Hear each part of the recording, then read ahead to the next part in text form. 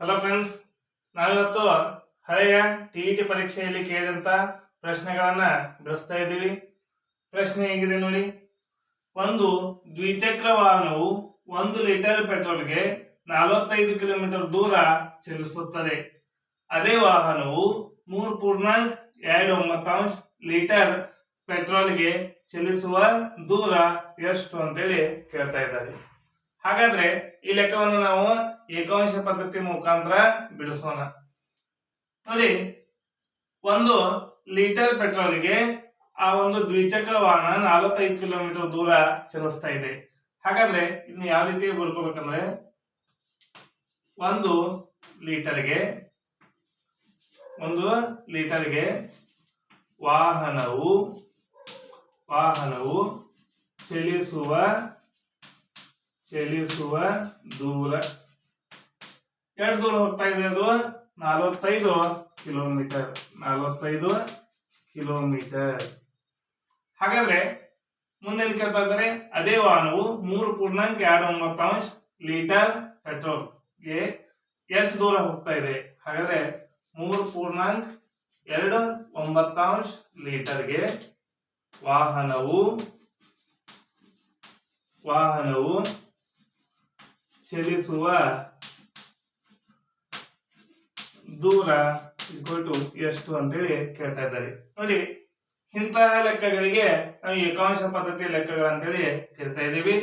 ಹಾಗಾದ್ರೆ 1 litre ಪೆಟ್ರೋಲ್ಗೆ 45 kilometre ಹೋಗ್ತಾ ಇದೆ. ಹಾಗಾದ್ರೆ 3.29 ಲೀಟರ್ ಪೆಟ್ರೋಲ್ಗೆ ಆ ವಾಹನ ಎಷ್ಟು ದೂರ ಚಲಿಸ್ತದೆ ಅಂತೇಳಿ ನಾವು ಕಂಡುಹಿಡಿಯಬೇಕು. ಹಾಗಾದ್ರೆ ಇಲ್ಲಿ ನೋಡಿ, ಇಲ್ಲಿ ಕೊಟ್ಟಂತ ಸಂಖ್ಯೆ ಯಾವ ರೂಪದಲ್ಲಿದೆ ಅಂದ್ರೆ ಮಿಶ್ರ ಭಿನ್ನ ರಾಶಿಯಲ್ಲಿದೆ.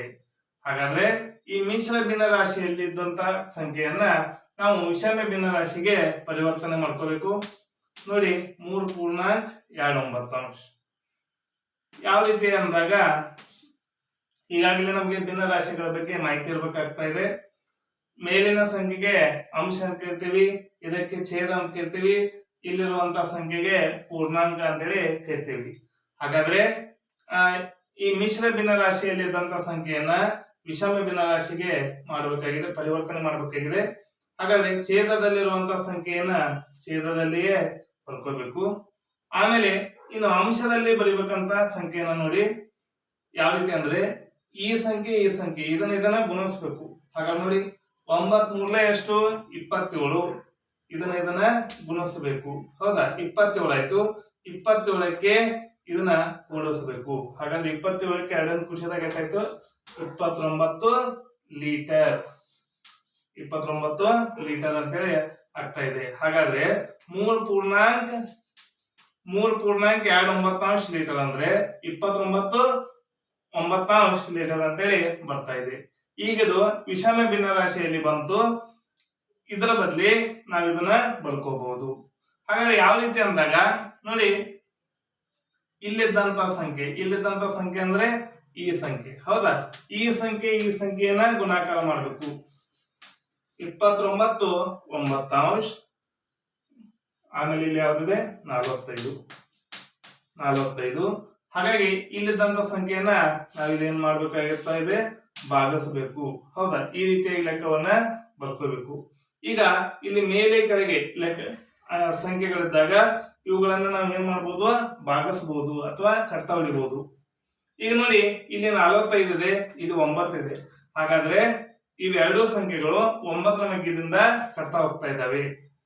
9 ಒಂದ್ಲೆ 9, 9 ಐದ್ಲೆ 45.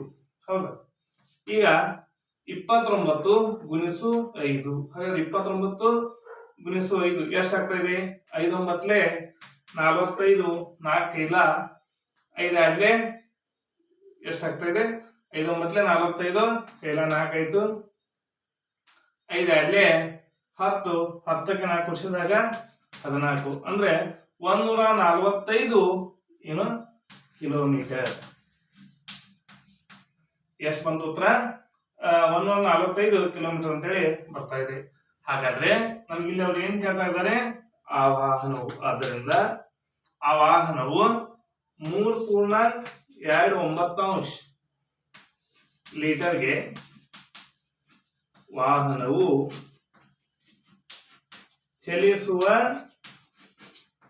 ಚಲಿಸುವ ದೂರ ಎಷ್ಟು ದೂರ ಹೋಗ್ತಾ ಇದೆ ಅಂದ್ರೆ 145 ಕಿಲೋಮೀಟರ್. 145 ಕಿಲೋಮೀಟರ್ ದೂರ ಆ ಗಾಡಿ ಆ ವಾಹನ ಚಲಿಸ್ತಾ ಇದೆ. ಈ ರೀತಿಯಾಗಿ ನಾವು ಈ ಲೆಕ್ಕವನ್ನ ಬಿಡಿಸಿದ್ದೇವೆ. ಈ ವಿಡಿಯೋ ನಿಮ್ಗೆ ಇಷ್ಟ ಆಗಿದ್ರೆ ಲೈಕ್ ಮಾಡಿ, ಶೇರ್ ಮಾಡಿ, ಸಬ್ಸ್ಕ್ರೈಬ್ ಆಗಿರಿ. ಹೀಗೆ ನಮ್ಮ ಯೂಟ್ಯೂಬ್ ಚಾನಲ್ ಎಲ್ಲ ವಿಡಿಯೋಗಳನ್ನ ನೋಡ್ತಾ ಇರಿ. Thank you.